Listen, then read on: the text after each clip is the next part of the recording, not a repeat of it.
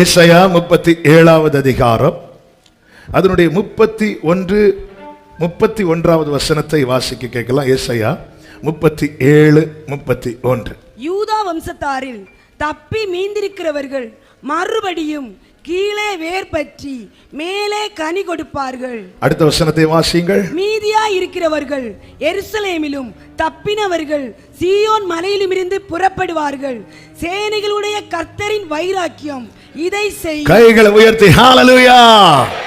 யூதா வம்சத்தாரில் தப்பி மீந்திருக்கிறவர்கள் மறுபடியும் கீழே வேர் பற்றி மேலே கனி கொடுப்பார்கள். யார் யூதா வம்சத்தார்னா தேவனால் விரும்பி தெரிந்து கொள்ளப்பட்டவர்கள். என்னையும் உங்களையும் தேவன் விரும்பி தெரிந்தெடுத்திருக்கிறார். கைகளை உயர்த்தி ஆமென் சொல்லுங்க பார்க்கலாம். அடுத்த வார்த்தையில் சொல்லப்பட்டிருக்கிறது தப்பி மீந்திருக்கிறவர்கள். இந்த காலை வேளையிலே தேவ சமூகத்தில் இந்த வார்த்தையை கேட்கிறவர்களை பார்த்து நான் ஒரு கேள்வி கேட்கிறேன். என் வாழ்க்கையில மரண கண்ணிகள் பல வந்தது. மரணத்துக்கும் எனக்கும் ஒரு அடி தூரம் மாத்திரம் இருந்தது. இந்த இரவோடு என் கதை முடிந்திருக்கும், இனி எனக்கு வாழ்க்கை இல்லை, இனி அவ்வளவுதான் என்று நினைத்த தருணங்கள் இருந்தது. ஆனா அவைகளிலிருந்து நான் தப்பி இருக்கிறேன். அப்படி சொல்றவங்க மாத்திரம் கைகளை உயர்த்தி அப்படி கையை உயர்த்தி வைங்க. இப்போ உங்களுக்கு சொல்லுகிற இந்த நற்செய்தியை கேளுங்க. உங்களை கர்த்தர் தப்பி மீந்திருக்க வைத்தது எதற்கு தெரியுமா? மறுபடியும் கீழே வேர் பற்றி மேலே கனி கொடுக்க வைப்பதற்காக. ஆமென் சொல்லுகிறவர்கள், ஆமென் சொல்லுகிறவர்கள். ஷலபகரபா ரிமமலதடரா ரேலரே ஷரபபா ரிகரபலரா ஷலரோ. இந்த தீபம் என்று அணைந்து போயிருக்க வேண்டியது, இந்த நாணல் என்று முறிந்து போயிருக்க வேண்டியது. தப்பி மீந்திருக்கிறேன். எதற்கு? கர்த்தர் வாழ்க்கையில் ஒன்றை செய்ய போகிறார். மறுபடியும் கீழே வேர் பற்றி. ஹalleluya. கீழே வேர் பற்றினா ஃபர்ஸ்ட்ல இருந்து ஆரம்பிக்க போறார் அர்த்தம். ஹalleluya. ஆக்சுவலா நேற்று மத்தியானம் இன்னொரு சர்மனை தான் ஆண்டவர் இருந்து மெடிடேட் பண்ண வைத்தா. அடுத்து அது நாளைக்கு பேசலாம். நேற்று ராத்திரி இந்த வசனத்தை ஆண்டவர் காண்பித்தார். இருந்தேன் அப்படி கொழுந்து விட்டு ஏறி ஆரம்பிச்சிட்டு இங்க லைட் அடிச்சதுனால அதான். ஹalleluya. இங்க சொல்லப்பட்டிருக்கிறது 32 சேனைகளின் கர்த்தருடைய வைராக்கியம். இந்த வைராக்கியம் என்ற வார்த்தைக்கு பல அர்த்தங்கள் கொடுக்கப்பட்டிருந்தாலும் என்னை பலப்படுத்தின ஒரு அர்த்தம் என்ன தெரியுமா? அவருடைய ஆழ்ந்த நேசம். என் மேல வச்சிருக்கிற பாசம் என்பது வெளிப்படையாய் காண்பிக்கிறார்ல, அது மட்டும் கிடையாது. அவருடைய ஆழ் மனதுல என் மேல அவர் அவ்வளவு அன்பு வைத்திருக்கிறார். அதனாலதான் அவருடைய நேசத்தை குறித்து சொல்லப்பட்டிருக்கிறது.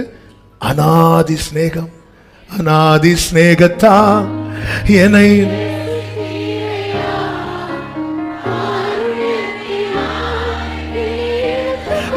இன்னொரு அர்த்தம் என்ன தெரியுமா? அவருடைய தீவிரம். எல்லாரும் சொல்லுங்க பார்க்கலாம். தீவிரம். ஏற்ற காலத்தில் எப்படி நடப்பிப்பாரா? தீவிரமாய். அதை தாமதமா சொல்லக்கூடாது. தீவிரம். சொல்லுங்க பார்க்கலாம். சேனைகளின் கர்த்தரின் தீவிரம். ஹalleluya. ஹalleluya. பக்கத்துல பார்த்து சொல்லுங்க, உங்களை ஏன் மீதிய வச்சிருக்கிறார் தெரியுமா? செய்ய வேண்டியதை தீவிரமாய் செய்வார்.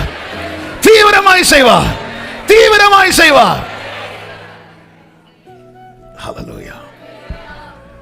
சத்துருவின் சத்தம் ஓங்குகிறது என்றாலே புரிந்து கொள்ளுங்க, கர்த்தருடைய செயல் தீவிரமாக போகிறது. நீங்க பைபிள் ஃபுல்லா இதை படிக்க முடியும். அதே பேசினா இன்னைக்கு சர்மன் அப்படியே போயிடும். அதனால அதை டச் பண்ணிட்டு ஏன்னா நாளைக்கு வேறொரு மெசேஜ் இருக்கிறதுனால தீவிரமாய். இந்த சம்பவம் நான் மேலோட்டமா சொல்லிவிட்டு வார்த்தைக்குள்ளே போகிறேன். எசேக்கியா யூதாவை ஆண்டு கொண்டிருக்கிற நல்ல ராஜா. கர்த்தர் மேல் அவ்வளவு நம்பிக்கை வைத்தவன், வார்த்தையினுடைய ஆலயத்தை பழுது பார்த்தவன். ஆமென். பழைய ஆராதனை முறைகளை எல்லாம் திரும்ப உயிர்ப்பித்து கொண்டு வந்து கர்த்தருடைய அனுகூலம், கர்த்தருக்காய் நின்றவன்.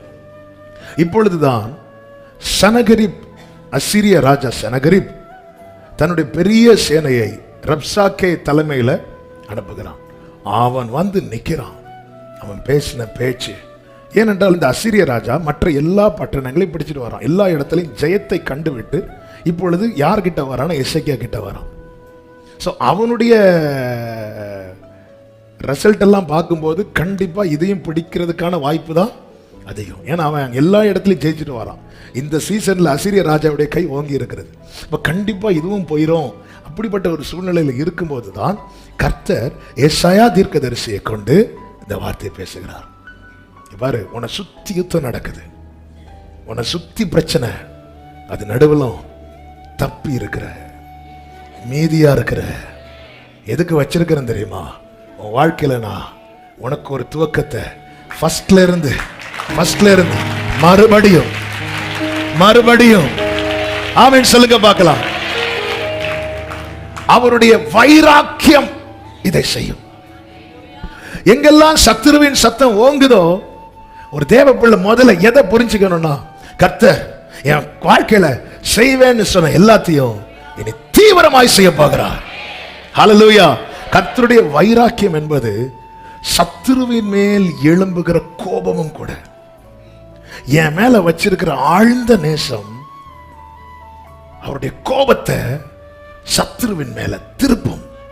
அதுதான் நேச வைராக்கியம், அதுதான் நேசருடைய வைராக்கியம்.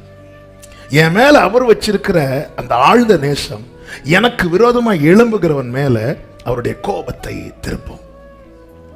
சகரியா 1 இருக்கிறது அல்லவா? சகரியா 1வது அதிகாரம் அதனுடைய 15வது 14, 15 வாசிங்க. அப்பொழுது என்னோட பேசின தூதன் என்னை நோக்கி, சேனைகளின் கர்த்தர் உரைக்கிறது என்னவென்றால், நான் எருசலேமுக்காகவும் சீயோனுக்காகவும் மகா வைராக்கியம் கொண்டிருக்கிறேன். அடுத்த வசனம், நான் எருசலேம் மேல சீயோன் மேல அவங்க பண்ண செயல்னால கொஞ்சம் கோபம் கொண்டிருந்த போது அவர்கள் தங்கள் கேட்டை அதிகரிக்க தேடினபடியினால் கொஞ்சம் கோபம் கொண்டதும் ஜனங்கள் இனி வேண்டாம் அப்படின்னு சொல்லிட்டு இருக்கிறாங்க. திரும்பல இன்னும். அப்படி இருக்கும்போது அவர் யாரை பார்க்கிறார்னா, புறஜாதிகளை பார்க்கிறார். அவங்க எப்படி வாழ்றாங்க? சுகமா வாழ்றாங்க. உடனே கர்த்தருக்கு எப்படி வந்துச்சு? காட்டும் கோபம். அதாவது நம்ம பிள்ளைங்க தப்பு பண்ணி நாம ஒரு அடி கொடுக்கிறோம் கோபத்துல. நாம அடிச்சு அந்த பிள்ளை அழுறத பார்த்து இன்னொருத்தங்க நல்லா சிரிப்பாங்கன்னா நமக்கு கண்டிப்பா அவங்க மேல என்ன வரும்? வருமா வராதா? உடனே நம்ம அதை என்ன செய்வோம் தெரியுமா? அவங்க பார்க்கும்போதே பிள்ளையை தடவி பிள்ளைக்கு சாக்லேட் வாங்கி கொடுப்போம். இங்க அதான் நடக்கு. 16வது வசனத்தை வாசிங்க. ஆகையால் மன உருக்கத்தோட எருசலேமின் இடத்தில் திரும்பினேன். இதுதான் கர்த்தருடைய வைராக்கியம்.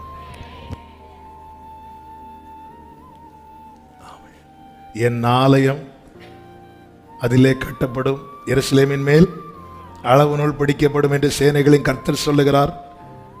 17வது வசனம், இன்னும் என் பட்டணங்கள் நன்மையினால் பரம்பி, இன்னும் கர்த்தர் சீயோனை தேற்றரவு பண்ணுவார், இன்னும் எருசலேமை தெரிந்து கொள்ளுவார் என்று சேனைகளின் கர்த்தர் சொல்லுகிறார் என்று பின்னும் கூறு.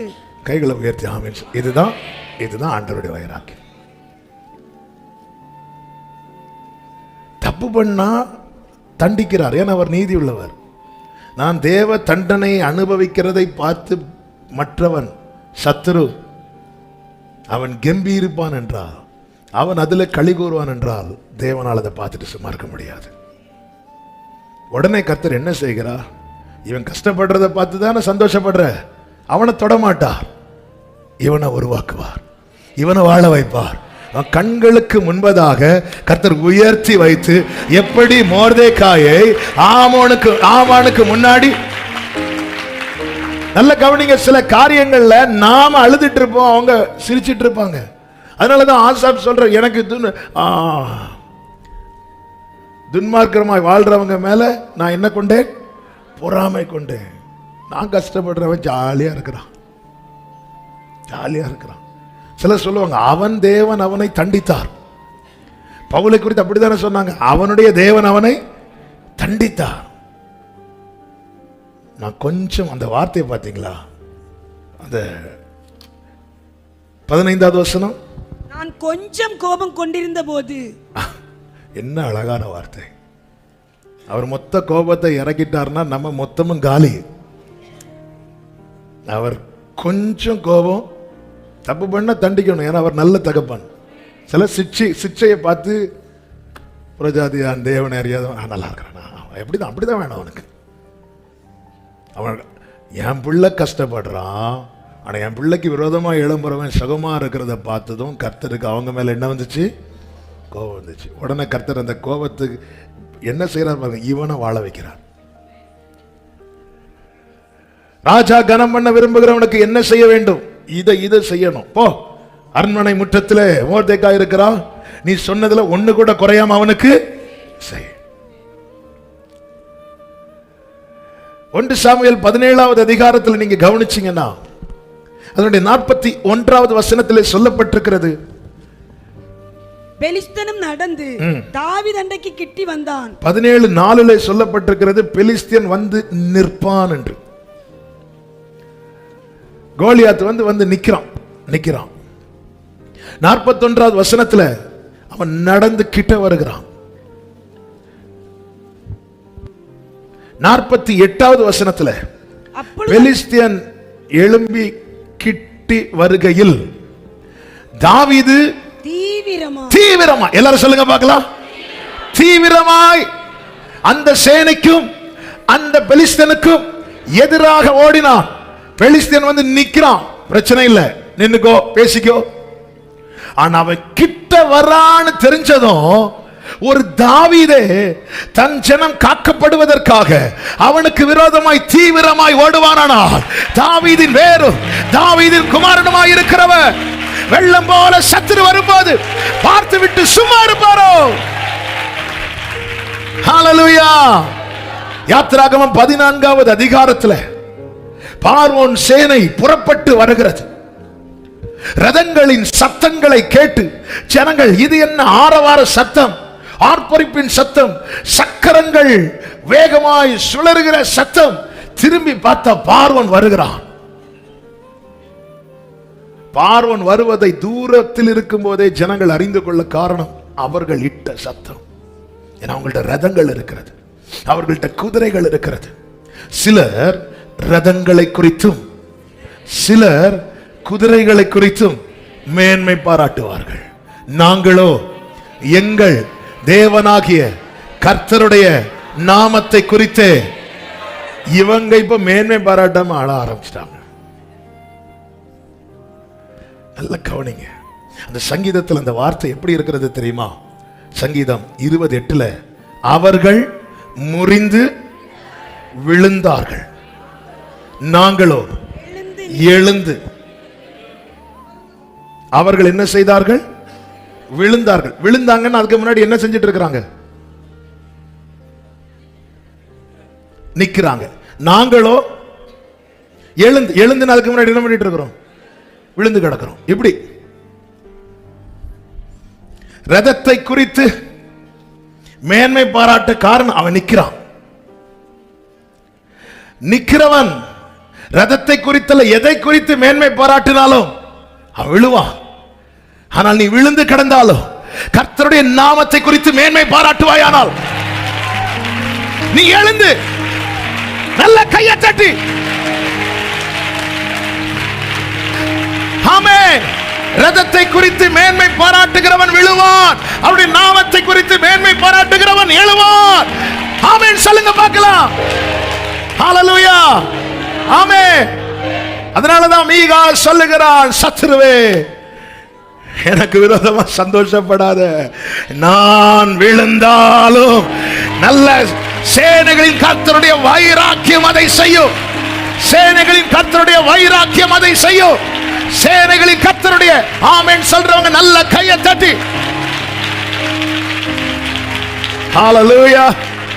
என் சத்துருக்கள் எல்லாம் சங்காரமாக்கி என் எல்லைகள் எல்லாம் ஜெயக்கொடியே சத்துருக்கள் எல்லாம்.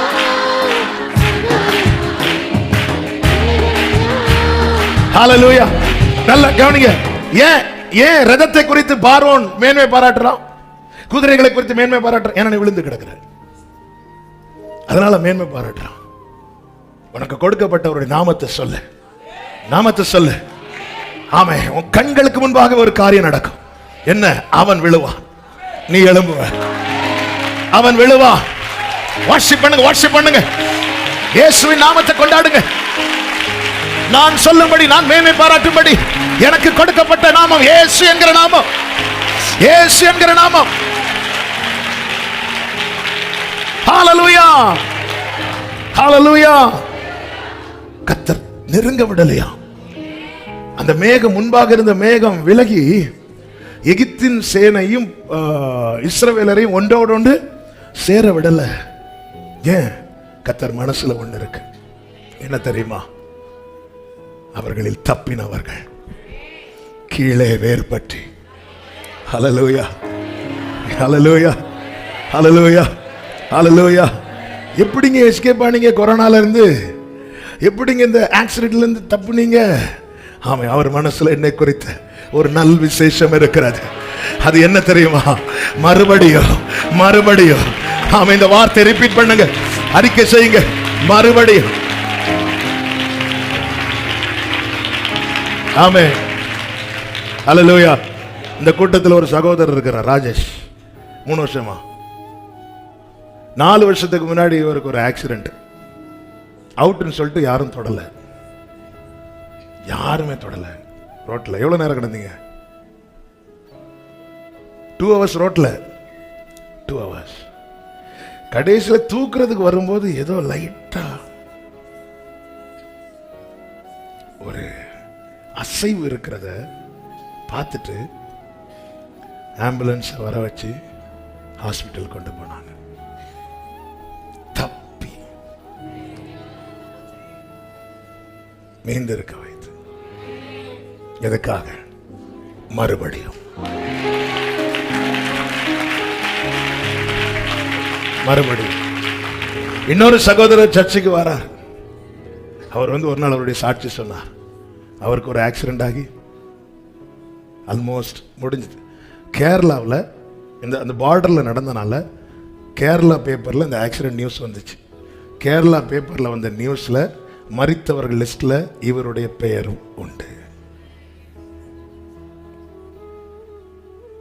இந்த ஆக்சிடென்ட்ல மரித்தவங்க பெயர் பட்டியல. ஏன்னா இவர் அப்படிதான் இருந்தார்.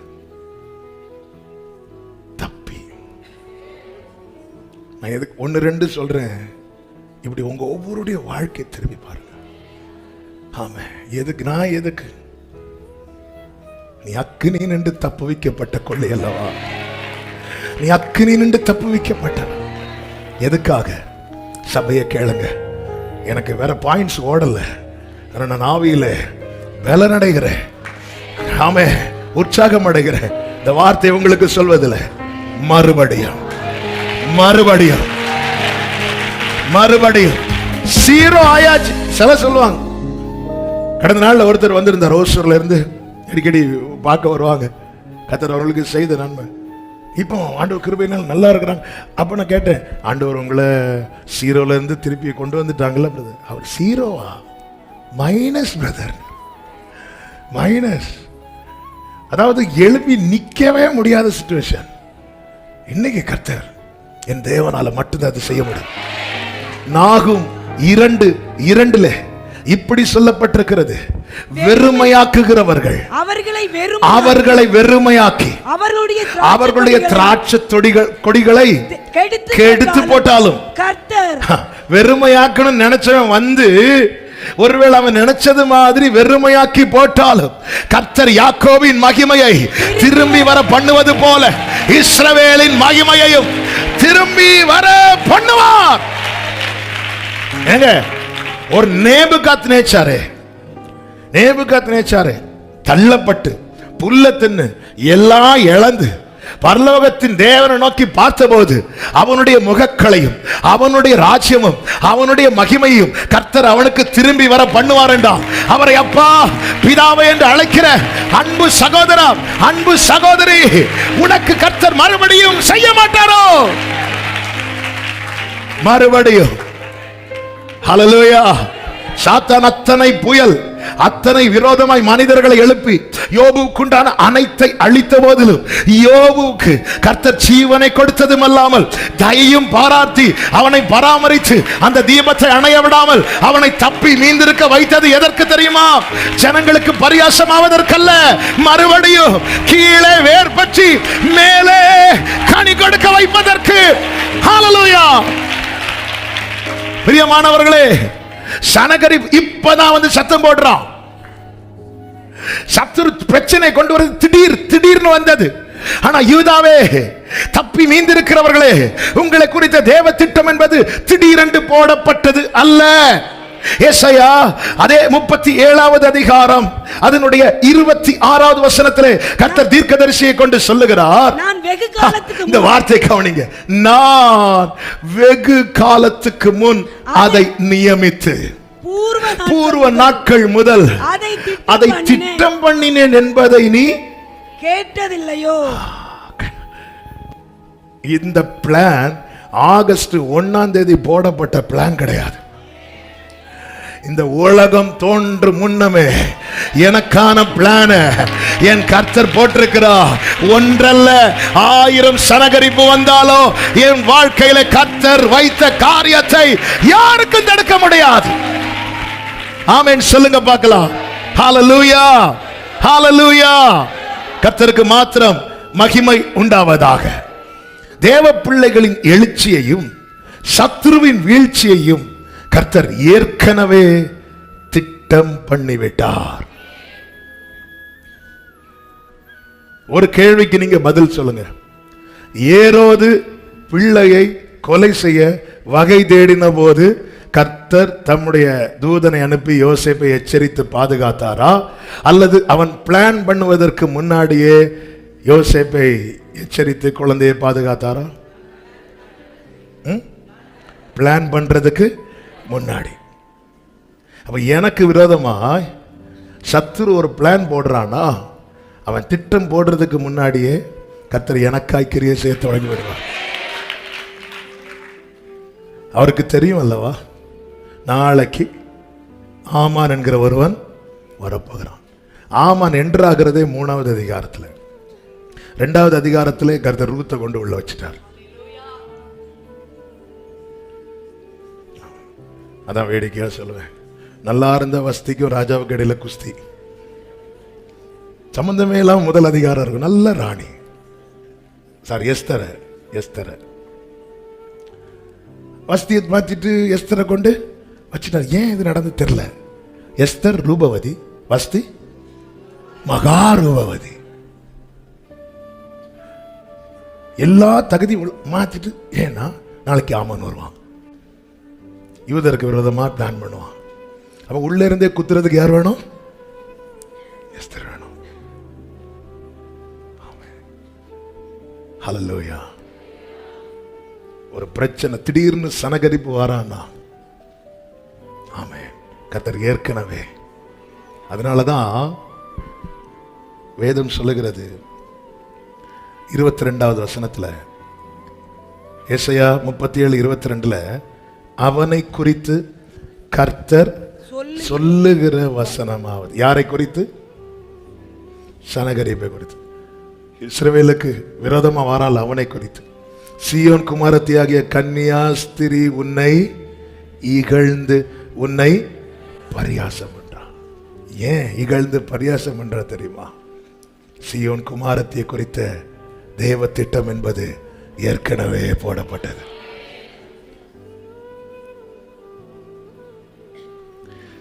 நேற்றைய செய்தியில் ஆண்டவர் இடைப்பட்டார். பின் சந்ததியாருக்காக பாதுகாப்பாய் வைக்க வேண்டிய மன்னாவை சாட்சி பெட்டிக்குள்ளே, அதாவது உடன்படிக்கை பெட்டிக்குள்ளே வைக்க வேண்டும். ஒரு கேடும் வரல, ஏன்னா அது பாதுகாக்கப்பட்டது.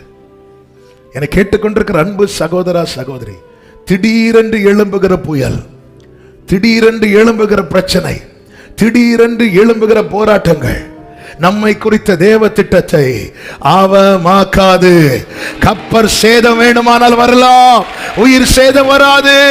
காரணம், செய்வேன் என்று கர்த்தர் தந்த வாக்கு தத்தம் நமக்குள்ளே இருக்கிறது. ஹல்லேலூயா, ஆமென். வாக்கு தத்தங்கள் எல்லாம் எரேமியா இப்பதான் கொஞ்சம் வளர ஆரம்பிக்கிறார். அவருக்கும் தேவ திட்டத்துக்கும் சம்பந்தமே இல்லை. தான் உண்டு தன் வேலை உண்டு இருக்கும் போது கர்த்தர் எரேமியாவை கூப்பிட்டு சொல்றார், இங்க பாரு, நான் உன்னை தீர்க்கதரிசியா தாயின் வயிற்றில் இருக்கும் போதே தெரிந்து கொண்டேன்ட்டார். ஆமென், ஹல்லேலூயா. நாம யாரா இருக்க வேண்டும் என்பதை கர்த்தர் நாம் ஆளாகாததற்கு முன்னமே பார்த்துட்டார். எரேமியா 1:5 இதுல தானே இருக்கு. எரேமியா 1வது அதிகாரம் 5வது வசனம், நான் உன்னை தாயின் வயிற்றில் உருவாக்கும் முன்னே உன்னை அறிந்தேன், நீ கற்பத்தில் இருந்து வெளிப்படும் முன்னே நான் உன்னை பரிசுத்தம் பண்ணி உன்னை ஜாதிகளுக்கு தீர்க்கதரிசியாக கர்த்தர் சொல்ல ஆகும் அவர் கட்டளையிட, நான் என் தாயின் வயிற்றில் உருவாகும் முன்னமே என்ன அவருக்கு தெரியும். நான் என் தாயின் வயிற்றிலிருந்து வெளிப்படும் முன்னமே கர்த்தர் என்னை தீர்க்கதரிசியாக கட்டளையிட்டார். நாம் நம்முடைய பிறப்பு இருக்கிறது அல்லவா, எதுக்கு அப்புறம் தெரியுமா நம்ம பிறப்போம்? எதுக்கு அப்புறம் பிறப்போம் தெரியுமா? கர்த்தர் நம்மை குறித்ததான காரியத்தை கட்டளை இட்ட பிறகுதான் நம்ம பிறக்கிறோம். அப்படின்னா நாம் பிறக்கும் முன்னமே நமக்கான கட்டளை பிறப்பிக்கப்பட்டிருக்கிறது. நம்புறவங்க கைகளை உயர்த்தி ஆமென் சொல்லுங்க பார்க்கலாம். இதை எழுதி வைங்க. நான் பிறக்கும் முன்னமே எனக்கான கட்டளை பிறப்பிக்கப்பட்டிருக்கிறது. நான் பிறக்கும் முன்னமே எனக்கான கட்டளை. இதை கர்த்தர் சொல்லும் போது எரேமியா சொல்றாரு, அப்பொழுது நான் கர்த்தராகிய ஆண்டவரே, இதோ நான் பேச அறியேன், நான் சிறு பிள்ளையாய் இருக்கிறேன். உடனே கர்த்தர் சொல்லுகிறார், நான் சிறு பிள்ளை என்று நீ சொல்லாதே.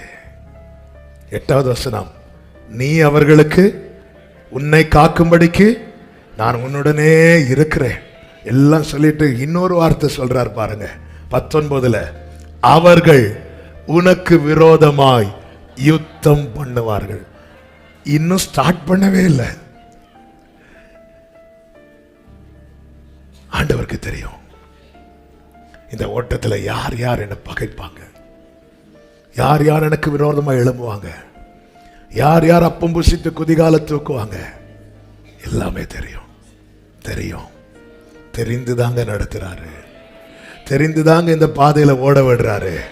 ஆனா ஒரு சத்தியத்தை சொல்லட்டுமா, உங்களை அழிக்கணும்னு நினைக்கிறவங்க, நீங்க விழணும்னு நினைக்கிறாங்க தெரியுமா, ஒரு கூட்டமாய் சேர்த்தாலும் நீங்க வாழணும்னு நினைக்கிறவருடைய வல்லமைக்கு பக்கத்துல கூட வர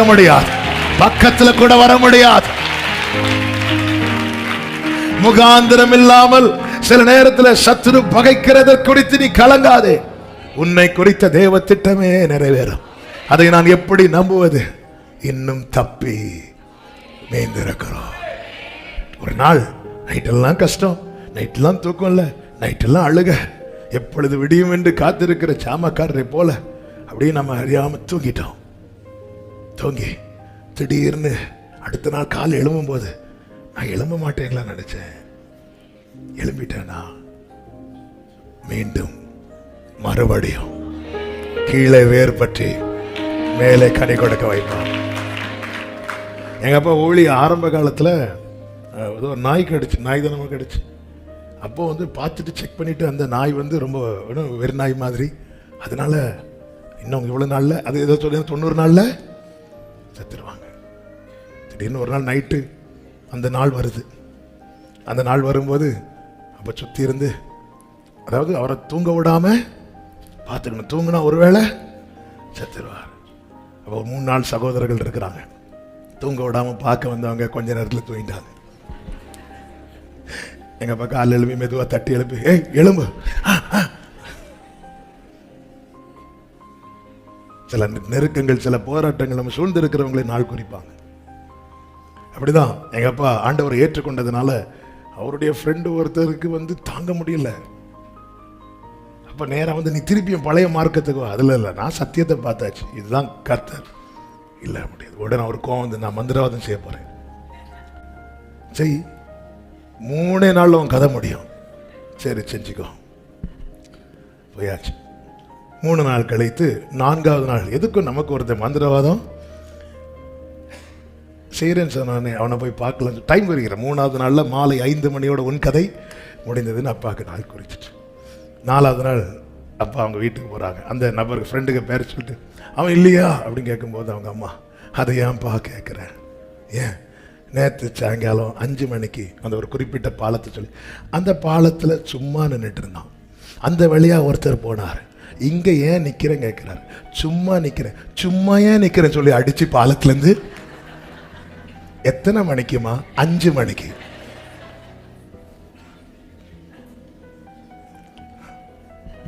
அதனாலதான் சீயோன் என்ன கன்னிகை உன்னை என்ன செய்கிறாளாம்? இகழுகிறாள். நான் எனக்கு விரோதமா எனக்கான ஒரு திட்டத்தை போட்டா அவன் ஈஸியா கிழிச்சிடலாங்க. இயேசு பிறக்கும் போதே சாஸ்திரிகள் என்ன சொல்லிட்டு வந்தாங்க தெரியுமா? யூதருக்கு ராஜாவாக பிறந்தவர் எங்கே? ஆமென். அவர் பிறக்கும் முன்னமே எழுதப்பட்டது. இயேசுவை சிலுவையில் அறைந்து தொங்க விடும் போது அறைந்தவர்கள் நிந்திக்கிறார்கள், நூற்றுக்கதிபதி நிந்திக்கிறான், கள்ளர்கள் நிந்திக்கிறார்கள். அத்தனை நிந்தையினை நடுவிலையும் அவருக்கு மேல ஒரு எழுத்து வைக்கப்பட்டது. எந்த எழுத்து தெரியுமா? இவர்கள் நிந்தித்த எழுத்தல்ல, ஏற்கனவே குறிக்கப்பட்ட எழுத்து. யூதருக்கு ராஜா. ஹalleluya, ஹalleluya. மலையிலிருந்து மோசே இறங்கும் போது கோவத்தில் கல்லை தூக்கி போட்டு உடைச்சிடுவார். என்ன அந்த கல்ல என்ன இருந்துச்சு? கர்த்தருடைய எழுத்து. கர்த்தர் மீண்டும் மோசையை கூப்பிடுறார், மலைக்கு மேல வா. கூப்பிடும்போது என்ன சொல்லி கூப்பிடுறாருன்னா 34வது அதிகாரம் யாத்திராகமம். ஆமே, ஆண்டவர் சொன்ன வார்த்தை கேளுங்க. 1வது வசனத்துல கர்த்தர் மோசையை நோக்கி, முந்தின கற்பலகைகளுக்கு ஒத்த 2 கற்பலகைகளை இழைத்துக்கொள்னு அதை செதுக்கிக்கோ. நீ உடைத்து போட்ட முந்தின பலகைகளில் இருந்த வார்த்தைகளை அவைகளில். ஆமென். என்ன வார்த்தை பார்த்தீங்களா? என்ன அதன் அர்த்தம்? கவனிங்க. உங்க கையில இருந்து இந்த பைபிளை வாங்கி ஒரு பர்சனுக்கு எரிக்க முடியும், ஆனா இதுல இருக்கிற வார்த்தையை ஒருத்தனுக்கு தொட முடியாது.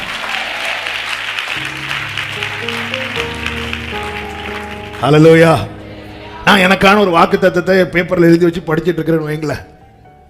ஒருத்தன் வராங்க, என்ன சும்மா அதே படிச்சுட்டு சொல்லிட்டு பேப்பரை கிழிச்சிட்டாங்கன்னு அதன் அர்த்தம் அதுல இருக்கிற வார்த்தை போயிட்டுங்கள. நான் 1000 பேப்பரை எழுதி வைப்பேன், 1000 பேப்பரையும் நீங்க கிழிச்சு போட்டாலும் அதுல இருக்கிற ஒரு உறுப்பு கூட இந்த வானமும் பூமியும் ஒளிந்து போகுமே தவிர அது மாறாது. எனது பூர்வ காலத்திலே போடப்பட்ட திட்டம். ஆமென் சொல்லுங்க பார்க்கலாம். என்னை குறித்த தேவ திட்டம் என்ன? எரேமியா 29:11 சொல்லப்பட்டிருக்கிறது, நீங்கள் எதிர்பார்க்கும் முடிவை உங்களுக்கு கொடுக்கும்படிக்கு நான் உங்கள் பேரில் நினைத்திருக்கிற நினைவுகளை அறிவேன் என்று கர்த்தர் சொல்லுகிறார். அடுத்த வார்த்தை எல்லாரும் சேர்ந்து வாசிங்க. அவைகள் தீமைக்கு அல்ல, சமாதானத்துக்கு ஏதுவான நினைவுகளே. கைகளை உயர்த்தி ஆமென். ஹல்லேலூயா. இந்த சத்துருவின் செயல் எப்படிப்பட்டது தெரியுமா? நம்மை சோர்ந்து போக பண்ணுவதற்காக 36:2 பாத்தீங்கன்னா பெரிய சேனையோடு வந்து நிற்கிறான். இந்த சத்துரு என்ன செய்வானா, தன்னை பெரியவனாய் காண்பிப்பான். தன்னை நான் தான் ரொம்ப அதிகமா இருக்கிற உன்னை விட, உன்கிட்ட 10 பேர் இருந்தா என்கிட்ட 100 பேர் இருக்கிறாங்கன்னு தன்னை பெரியவன், தன்னை மெஜாரிட்டியா காண்பிப்பான். தன்னை எப்படி காட்டுவான்? மெஜாரிட்டியா காட்டுவான், தன்னை பெரியவனாக. ஏசாயா 36:2 அப்பொழுது அசீரிய ராஜா லாகீசில் இருந்து ரப்சாக்கேயை பெரிய சேனையோடு எருசலேமுக்கு எசேக்கியா ராஜாவினிடத்தில் அனுப்பினான். பாத்தியா? வந்துட்டு அடுத்து என்ன செய்வானா, நம்பிக்கையை கொலைக்க பார்ப்பான். 36வது அதிகாரம் 4, 5, 6 வசனங்கள்ல பாத்தீங்கன்னா, நீ வச்சிருக்கிற நம்பிக்கை என்ன? நீ நம்பி இருக்கிற இந்த நம்பிக்கை என்ன? நீ என்னை விரோதிக்கும்படிக்கு யார் மேல நம்பிக்கை வைத்திருக்கிறாய்? இது உன் வாய் பேச்சை அன்றி வேறல்ல. நான் என்னுடைய நம்பிக்கை அறிக்கை செய்யும் போது சத்ரு எப்படி நம்மளை மட்டம் தட்டுவானா, இது உன் வாய் பேச்சை அன்றி சொல்ல நல்லாதான் பாருக்கு, அதெல்லாம் நடக்காது. அவனை பாரு மெஜாரிட்டி, அவனை பாரு பெருசு.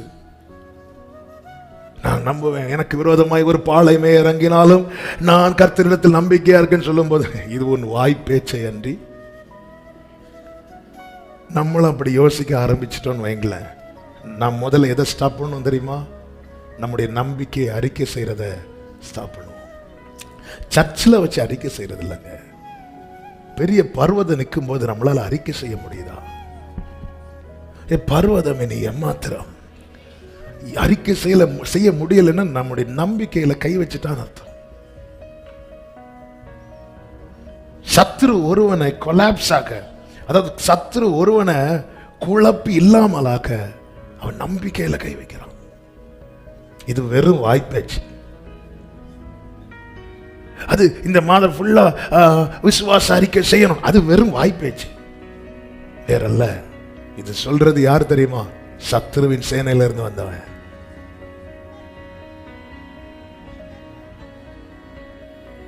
சில நேரத்தில் சத்ரு யாரை இதுக்கு யூஸ் பண்ணுவானே தெரியாது. நீங்க நல்லா கவனிச்சீங்கன்னா, ஸ்திரீகள் கோபப்படக்கூடாது. ஒரு எக்ஸாம்பிளுக்கு, சாத்தான் சோதிச்சது எதுக்கு? யோபுவை. ஆண்டவர், நீர் அவனை எல்லாத்தையும் சுற்றி வேலை அடைச்சிருக்கிறீங்க, அதை மட்டும் எடுத்து பாருங்க, அவன் உண்மை தூஷிக்கானா இல்லையான்னு பாருங்க அப்படி. ஓகே, அப்ப சாத்தானுடைய டார்கெட் என்ன? யோபுவை வச்சு தேவனை சிலருக்கு புரிஞ்சிட்டு. இப்போ 2வது அதிகாரத்துல யோபுவின் மனைவி நிக்கிறாங்க. நிக்கிறாங்க. என்ன வார்த்தை யூஸ் பண்ணா? அது ஜீவனை புற விடலாம். அதுக்கு முன்னாடி தேவனை எதுக்கு அதை சொல்லணும்? கரெக்டா ஏன் அந்த வார்த்தையை சொல்லணும்? நமக்கு யுத்தம் யாரோட இல்ல. நீ எப்படி சொல்லலாம்? அப்படி இல்லை நினைக்கணும்.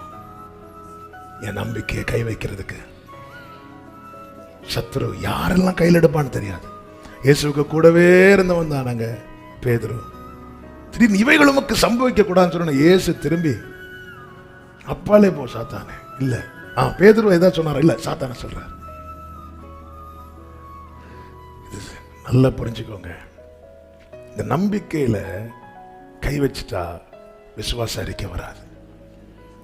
நம்பிக்கை அறிக்கை செய்யறதுல அசைவில்லாமல், கலாத்தியர் 6 இருக்கிறது, நாம் தளர்ந்து போகாதிருந்தால் ஏற்ற காலத்தில் அறுப்போம்.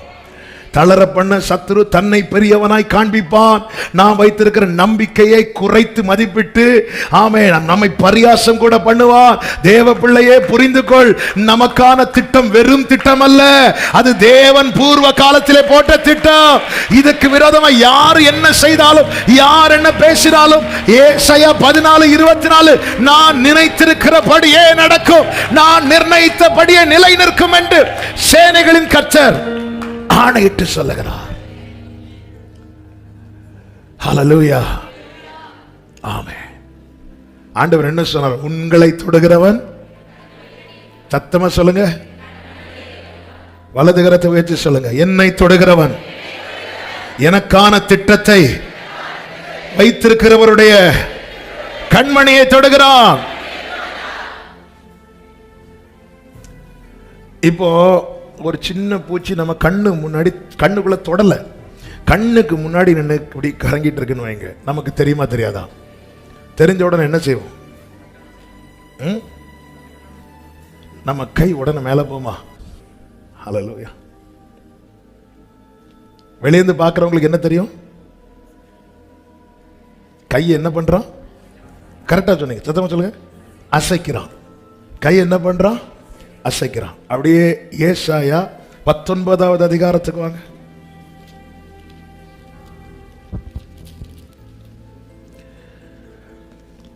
16வது வசனத்தை வாசிங்க. அக்காலத்திலே எகிப்தியர் பெண்டுகளை போலிருந்து சேனைகளின் கர்த்தர் தங்கள் மேல் அசைக்கும் கை அசைவினாலே அஞ்சி நடுங்குவார். நல்ல கையை தட்டி ஆண்டவருக்கு மகிமை. என்னை தொடுகிறவன் அவர் கண்மணியை தொடுகிறான்.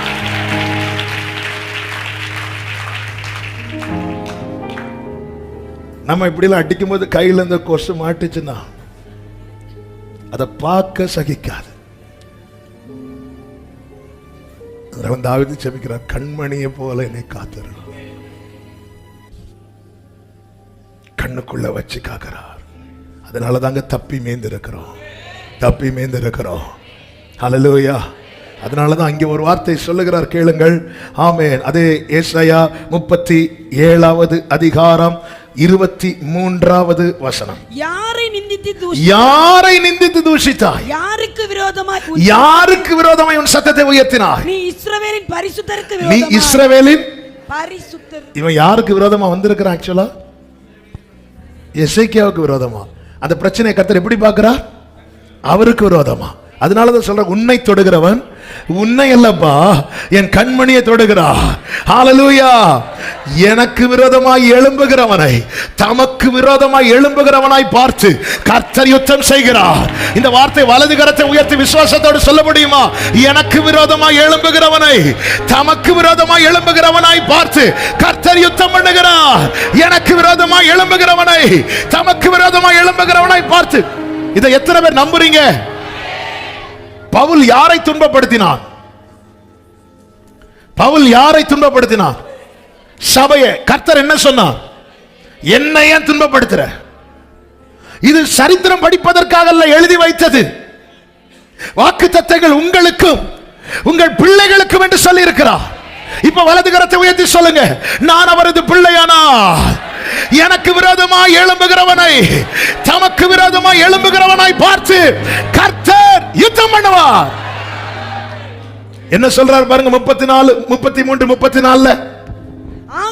ஆகையால் கர்த்தர் அசீரிய ராஜாவை குறித்து அவன் இந்த நகரத்துக்குள் பிரவேசிப்பதில்லை, இதன் மேல் அம்பு எய்வதும் இல்லை, இதற்கு முன்பாக கேடகத்தோட வருவதும் இல்லை, இதற்கு எதிராக கொத்தளம் போடுவதும் இல்லை. அவன் இந்த நகரத்தை பிரவேசியாமல் தான் வந்த வழியை திரும்பி போவார். ஏன்னா என் நிமித்தமும் என் தாசனாகிய தாவீது நிமித்தமும் நான் இந்த நகரத்தை ரட்சிக்கும்படிக்கு இதற்கு ஆதரவாய் இருப்பேன் என்று கர்த்தர் உரைக்கிறார். நல்ல கைகளை தட்டி ஆமென் என்று சொல்லி, ஹல்லேலூயா. இப்ப வலது கரத்தை உயர்த்தி ஒரு வார்த்தை சொல்லி ஜெபிக்க போகிறோம். கர்த்தருடைய ஆதரவு. சத்தமா சொல்லுங்க, கர்த்தருடைய ஆதரவு என்னை மறுபடியும் கனி கொடுக்க வைக்கும். கர்த்தருடைய ஆதரவு என் வாழ்க்கை மறுபடியும் துளிர்விட செய்யும். கர்த்தருடைய ஆதரவு என் வாழ்வை மறுபடியும் கட்டி எழும்ப பண்ணும். கைகளை உயர்த்தி ஆமென். யூதாவிலே தப்பி மீந்திருக்கிறவர்கள் கீழே வேர் பற்றி மேலே கனி கொடுப்பார்கள். ஹல்லேலூயா. எல்லாமே போச்சு, எல்லாமே இழந்த நிலை. இனி அவ்வளவுதான். ஒரு காலத்தில் எப்படி இருந்தோம்? யோபுவ மாதிரி என்னுடைய முந்தின சீர் இப்போ இருந்திருந்தா நலமா இருக்கும்னு ஏக்கத்தோடு ஒரு காலத்தில் எப்படி வாழ்ந்தேன் தெரியுமா? எனக்கு ஒரு சிலரை தெரியும். ஒரு நாள் சம்பாதித்த பணம் ஒரு நாள்ல சம்பாதித்தாங்க ஒரு காலத்துல. இன்னைக்கு அவங்க ஒரு மாசம் வேலை செஞ்சு அந்த சம்பளத்தை வாங்கிட்டு இருக்கிறாங்க. வெளியே சிரிச்சிட்டு உள்ள உடஞ்சு உள்ள அழுது. ஒரு நாள் 4 பேருக்கு சம்பளம் கொடுத்துட்டு இருந்தவங்க ஒரே நாள்ல பார்த்த பணத்தை இன்னைக்கு ஒரு மாசம் வேலை செஞ்சுட்டு அவங்க சம்பளமா வாங்குறாங்க. வாழணும், நிக்கணும். ஒரு சகோதரர் சொல்றார், 8-10 பேருக்கு சம்பளம் கொடுத்தவர். அவர் ஒரு கடையில் வேலை பார்க்கிறார். ஒரு நாளைக்கு 9 மணி நேரம். அவர் அப்படியே வேலை பார்த்து பழகுனா அது பழகி இருக்கும். ஆனால் முதலாளியா இருந்துட்டு 10 பேருக்கு சம்பளம் கொடுத்துட்டு வாழ்க்கையில் வந்து ஒரு பெரிய நஷ்டம் எல்லாம் இழந்து இவ குடும்பத்தில் சாப்பிட்றதுக்கும் ஏதா வேணுமேங்கிறதுக்காக ஒரு கடையில் வேலைக்கு போனான். திடீர்னு அவரை பார்க்க நேர்ந்தது. அப்போ அவர் தன்னுடைய காரியத்தை எல்லாம் சொல்றாரு, எனக்கு நல்ல பேக் பெயின் தாங்க முடியல. அப்போ நான் சொன்னேன், உட்காரலாம்ல. அவர் என்ன வார்த்தை, நான் உட்காந்தா மேனேஜர் சத்தம் போடுவாங்க அப்படின்னாரு. இவருக்கு கீழே எத்தனை பேருக்கு இவர் ஒரு காலத்தில் சம்பளம் கொடுத்தவர். அவர் சொன்ன, நான் உட்காந்தா மேனேஜர் சத்தம் போடுவாங்க. இன்னொருவர் எனக்கு தெரியும், அவர் ஒரு ஓனர் முதலாளி மாதிரியே வீடுகளை கட்டி வாடகை கொட்டு சிலருக்கு சம்பளம் கொடுத்து அப்படி வாழ்ந்திருந்த ஒருவர், எல்லாம் இழந்த நிலையில இங்கிருந்து ஷிஃப்ட் ஆகி இன்னொரு இடத்துக்கு போய் ஒரு நாள் வாரார். வரும்போது பேசும்போது, ஏன் நேற்று வரல கேட்கும்போது அவர் சொல்றாரு, 8 மணிக்கு ஒரு பஸ் வரும், அதுக்கப்புறம் தாண்டிங்கன்னா அதுக்கப்புறம் வரக்கூடிய 8:30 வரும், 9 மணிக்கு வரும். ஆனால் 8 மணிக்கு வரக்கூடிய பஸ்ஸில் டிக்கெட்டு சார்ஜ் 2 ரூபா குறவு அப்படின்னாரு. அதுக்கு மேலே வரக்கூடிய பஸ்ஸில் எக்ஸ்ட்ரா 2 ரூபா கொடுத்து வரணும். 0. அதாவது ஆரம்பத்திலேருந்து இப்படி இருக்கிறவங்க அதில் பழகிடுவாங்க, அதில் மனதை திடப்படுத்திடுவாங்க. ஆனால் இப்படிப்பட்ட நல்ல நிலையிலிருந்து திடீர்னு சறுக்கல் வரும்போது, இன்னைக்கு இப்படிப்பட்ட நிலையில சமீபத்தில் தூரத்திலிருந்து கேட்கிற அன்பு சகோதர சகோதரி, நான் பேசுறோம்னு நினைச்ச வார்த்தையை கர்த்தர் அதை அப்படியே நாளைக்கு அல்லது இன்னொரு நாளுக்கு மாற்றி வச்சுட்டு இந்த வார்த்தையை தந்து இந்த நாளில் இதை கேட்க பண்ணுகிறார்னா, உங்களுக்கான அடையாளம் என்ன தெரியுமா? நீங்க இன்னும் உயிரோடு இருக்கிறீங்க, இன்னும் உயிரோடு இருக்கிறீங்க. உங்களை குறித்த தேவ திட்டம் சனகரிப்புக்குள்ள இல்ல, உங்களை உருவாக்கினவருக்குள்ளே இருக்கிறது. மறுபடியும் கீழே வேர் பற்றி மேலே கனி கொடுக்க கர்த்தர் கிருபை செய்வாராக, கர்த்தர் கிருபை செய்வாராக. எல்லாரும் அப்படி ஜெபிக்கலாமா? தேவ சமூகத்திலே தாழ்த்தி ஹalleluya 2 நிமிஷம் ஜெபித்து முடிக்க போகிறோம். அப்படியே உங்கள் வலது கரத்தை வானத்துக்கு நேராக உயர்த்தி இடது கரத்தை இதயத்தில் வைத்து, ஒருவேளை ஜீசஸ் நீங்க இந்த பாதையில நடந்து இந்த அனுபவத்தில் இருக்கிறவர்களா இருக்கலாம். இந்த வார்த்தை கர்த்தர் என்னோடு எனக்காக தான். இப்ப உங்க இருதயம் பேசுவதாக இந்த சத்தத்தை கர்த்தர் கேட்கிறார், கர்த்தர் கேட்கிறார். நான் நம்புறேன்பா. அப்படிப்பட்ட ஒரு நல்ல வாழ்க்கை எங்களுக்கு இப்போ சரித்திரம் ஆயிட்டு, பழைய கதையாயிட்டு இல்ல இல்ல. மறுபடியும் ஜோமண்ணு சகோதரி, இப்ப ஜோமண்ணுங்க சகோதரி, ஜோமண்ணுங்க சகோதரா. ஆமே ஆமே. இன்னைக்கு எனக்கு வேற வழி இல்லாம 4 பேர்ட்ட கை நீட்டி நிக்கிறேன். என் பிள்ளைக்கு சாப்பாடு கொடுக்கணும், என் பிள்ளைக்கு ஃபீஸ் கட்டணும்.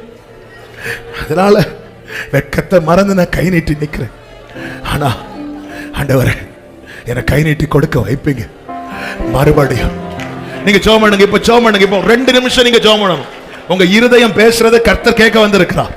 இப்போ நீங்க பேசுற உங்க இருதயத்துல பேசு. மறுபடியும் பேசு சகோதரி. ஆன்லைன்ல பார்க்கிற அன்பு சகோதர சகோதரி, ஜெபம் பண்ணுங்க. ஜெப நேரத்துல நீங்க எந்த கமெண்ட் டைப் பண்ணக்கூடாது. அப்படியே கைகளை வானத்துக்கு நேரம் எடுத்து ஜெபம் பண்ணணும். ஜெபம் பண்ணுங்க, ஜெபம் பண்ணுங்க. கர்த்தர் சமயத்துக்கு ஏற்ற வார்த்தை. ஒருவேளை இன்னைக்கு இந்த வார்த்தையை நீங்க கேட்காம இருந்திருந்தா நீங்க தொய்ந்து போயிருப்பீங்கன்னு கர்த்தருக்கு தெரியும். அதனாலதான் இன்னைக்கு இதை கேட்க வைக்கிறார். அதனாலதான் இன்னைக்கு இந்த வார்த்தையை கத்த அவருக்கு தெரியும், அவருக்கு தெரியும் சமயத்துக்கு ஏற்று. எஸ் லார்ட், அந்த நாளை காண நான் வாஞ்சிக்கிறேன். நல்ல தகப்பனே, இரக்கமுள்ள பிதாவே, நன்றியோடுமை துதிக்கிறோம், ஸ்தோத்தரிக்கிறோம், வாழ்த்துகிறோம், போற்றுகிறோம். இந்த உபவாச கூடுகை 2வது நாள் உங்க சமூகத்தில் கொண்டு வந்து பாட, துதிக்க, ஆராதிக்க, ஜெபிக்க நீர் பாராட்டின கிருபைகளுக்காக, தயவுக்காக நன்றி. இந்த நாளில் கர்த்தர் எங்களோடு பேசின உம்முடைய தீர்க்க தரிசனமான வாக்குத்தத்த வார்த்தைக்காக ஸ்தோத்திரம். இது பூர்வ காலம் முன்னமே எங்களுக்காய் திட்டம் பண்ணப்பட்டதற்காக நன்றி செலுத்துகிறோம். நாங்கள் நம்புகிறோம். எங்களை தப்பி மீந்திருக்க வைத்திருக்கிறீர். மறுபடியும் கீழே வேர் பற்றி மேலே கனி கொடுக்க கர்த்தர் செய்ய போகிற தீவிரமாய் உம்முடைய வைராக்கியம் இதை செய்யும். உம்முடைய வைராக்கியம் இதை செய்யும். நீர் செய்ய போகிற தயவுக்காக உமக்கு ஸ்தோத்திரம், ஸ்தோத்திரம், ஸ்தோத்திரம். ஆண்டவரே, எனக்கு இந்த வார்த்தையை பிடித்துக் கொண்டு ஆண்டவரே ஜெபிக்க கூட முடியாம கண்ணீர் வடித்த உள்ளங்களை கர்த்தர் அறிவே. இந்த வார்த்தை இவர்களுடைய சாட்சியாய், இவர்களுடைய எதிர்காலமாய், இதுவே இவர்களுடைய வாழ்க்கையாய் மாற போகிறதற்காக உமக்கு கோடி ஸ்தோத்திரம். தாழ்த்துகிறோம். எல்லா மகிமையும் ஒருவருக்கே செலுத்துகிறோம். இரட்சகர் இயேசு கிறிஸ்துவின் நாமத்தில் பிதாவே, ஆமென். சேர்ந்து சத்தமாய் சொல்லுவோம். என் ஆத்துமாவே கர்த்தரை ஸ்தோத்திரி, என் முழு உள்ளமே அவருடைய பரிசுத்த நாமத்தை ஸ்தோத்திரி. என் ஆத்துமாவே கர்த்தரை ஸ்தோத்திரி, கர்த்தர் செய்த சகல உபகாரங்களை மறவாதே. ஆமென். ஹல்லேலூயா.